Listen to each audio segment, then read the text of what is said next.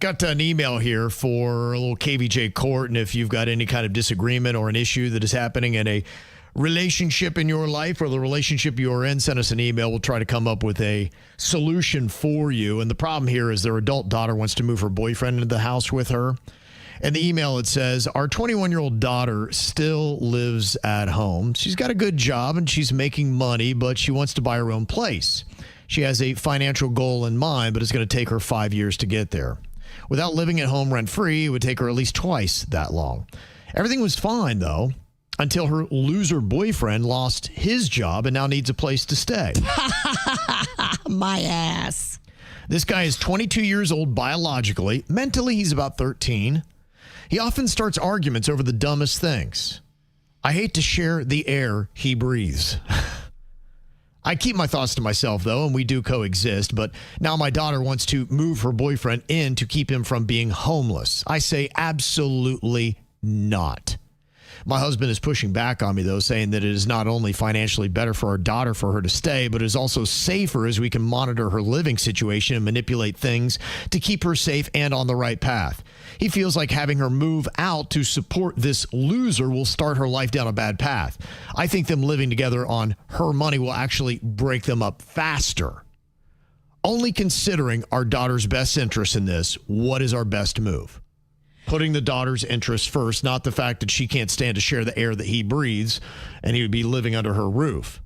I put my interests first in my house that I pay for. I want a happy home. Mm-hmm. There is no world that I would move this guy into my home. You're saying you don't like him. You're saying you can't even stand to be around the air that he breathes. Yep. Your home needs to be your sanctuary. Mm-hmm. You do not move this loser in. If she wants to move out and go support him, go for it, sweet cheeks. Yeah. Let him live on the roof for 2 weeks. Give him a test ride. See how that goes. I don't even want him in the yard. If you hate him this much, you need to make your position known. You don't rant and rave about it, but you just say, I'm so sorry. We're not moving him in. I don't get a good vibe about this, and I pay the bills, and sorry, not sorry. And if your husband wants to bow up, you need to bow up to him and tell him to shut up and sit down. Yeah. I mean, that changes the dynamic of the peace of your world. And it's so important to create a peaceful home where you feel safe, where you feel protected, where you don't feel vulnerable. With this guy in your home, you're always going to be walking on eggshells. You're always going to be upset by something he does or says or mess he makes. Like, do not let this boy come into your home and upset what you have built and your family. I think what you said here is key, too, and I think you're on the right path with this. I think them living together on her money will actually break them up faster. Yeah. And I agree with her, and you say, but what's in her best interest? And if that is her best interest, that she is with a toxic guy she shouldn't be with, to have her discover making a tough life decision financially that she can recover from if things don't go great, she can move back in after they break up, and that can all be good. But to purge yourself of this guy, forcing her to move out and now try to support him,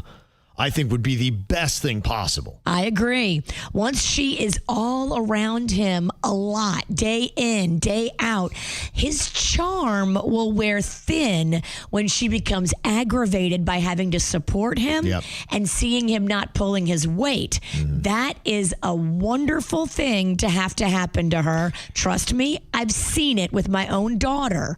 When you get them fully immersed with this bad boyfriend and they see it, then they go, oh my gosh, I don't want this life. Right. It's the best thing for her. Okay, got a question here from Susan. It's pretty simple, but she said, male or female, doesn't matter. Does the breadwinner of the household get to do less chores? That is the debate she is having with her husband right now. I think everybody should help out with chores, but if somebody's working 60 hours a week and you're not, it would be cool if everybody could just be #BeCool and somebody takes a little bit of the extra initiative to make sure the house is in order, guy or girl, whatever the situation is. But if someone's really working that much and they're bringing in all the money, it would be cool to, I've seen it happen where someone works 55, 60 hours a week. They come home and the house is messy. Nothing's been done. And you kind of feel like, well, I'm pulling my weight. Why can't we? Look, no one should ever get out of chores. You shouldn't do it based on breadwinner. It shouldn't matter how much each person brings home. It should matter how much each person is working. Because people work. If you both work 40 hours, you both need to equally split the chores. Agreed. If one of you works 20 hours and the other person works 50 or 60 hours, then the person that works 20 hours needs to do the bulk of the chores. It should be based on how much time are you out there in the workforce, not on how much you bring in. But just for morale, I do believe everybody has to contribute, because if not, people get all bitter. But yeah, if someone's working the whole entire time and they come home and the house isn't like in disarray, and that happens. The person sitting at home all day watching TV, they don't pick up nothing. It wouldn't matter if it was a woman walking in or a guy walking in. You just gotta #BeCool. Gender doesn't matter on this one, and I don't think salary matters. It's time spent working. Yeah, probably be a good idea really for every household, if you have this situation and it is causing any kind of contention, to break down the chores, kind of come up with an estimated time it takes, and then try to cut them out fairly using your guidelines, Virginia, on how much time you are working, saying, okay, I am working this percentage more, so I will cover this percentage less when it comes to the chores at home, but everything will be even. It's only fair. I agree. Just #BeCool.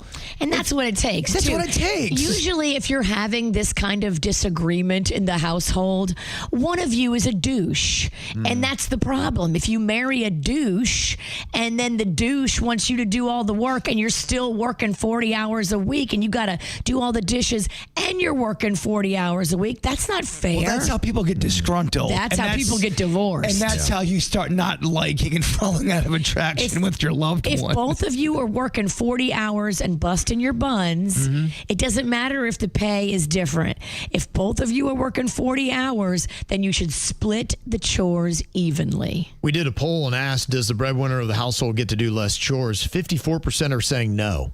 So you can see where it would be a debate in a lot of households. So probably a good thing to have a discussion on and lay out specifically what chores need to be done and who's doing what. And maybe have that discussion before you get married, before you move in together.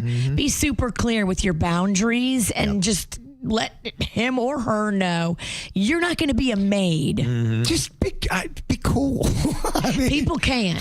Well, and what happens a lot of times, people don't say anything. They hold a grudge when they see them not doing the chore, and they're not speaking up. And then you just internalize that, and then your anger grows and grows. And that's why you need to state it, lay it out, say, what do we need to have done and who's doing what? Let's make it fair. But have you ever had a situation where you're being mature and all you are doing is expressing why there might be an issue, and then someone gets defensive, but they're not, like, you didn't yell, you didn't get pissed off, you were just saying, well, they know that they haven't been pulling their weight. It'd be cool if we both could possibly do, what do you mean by this? You don't get in a relationship with that person. Yeah, you break up with that person. They're showing you who they are, and I'm showing you my tail feather. Bye. That's it.